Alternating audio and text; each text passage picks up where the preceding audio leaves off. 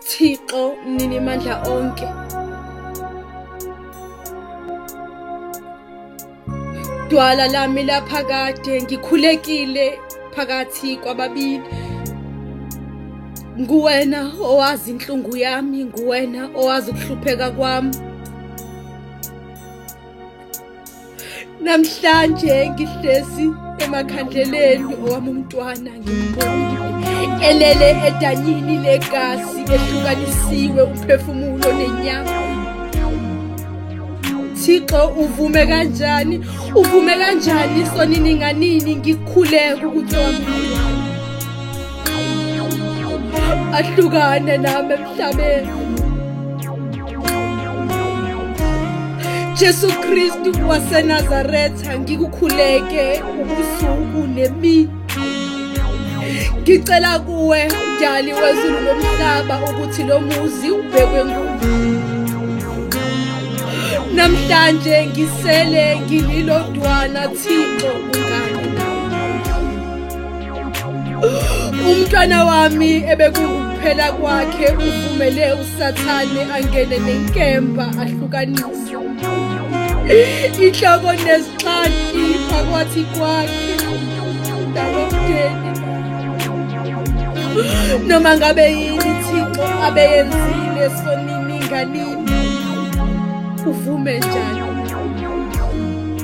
Bewungeke na Thixo umkhulise ngokwakho ngeziphambeko zakhe.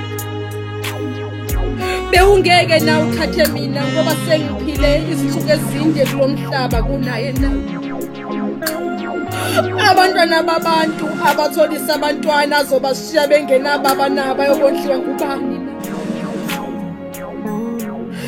Ubenze ntoni na sengase afe ngenhluzula engenaluzwelo? Ekuyini umshana aboniswa amaphutha akhe na. Ukumkhomba akwazwe abekwizikhali kuphele ngaye. Kungani umntwana wami efisa ukumkhondola Thixo? Ngikhala kuwe sonini nganini, uvume njani na? Uvume njani Thixo? Thixo kungani? Ngingenanto kulo mhlaba Yehova. Thixo ndisele ndilodwana Thixo. Kwalo mzi Yehova usangatshiswa noma kunini. Ngoba ngisazi isiphambeko sami. Kuphela kwasala emqondweni wami lidamu legazi abelele kulo, amanxeba akhe ephefumula igazi engenakukhuluma nakuvalelisa kunina Thixo uvume njani. Abonile baze bamthethelele, kwanami ngiyamthethelelwa kwami Thixo.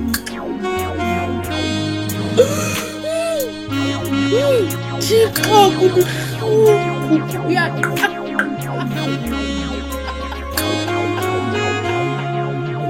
Igama nje uPraysi kanjani Thixo?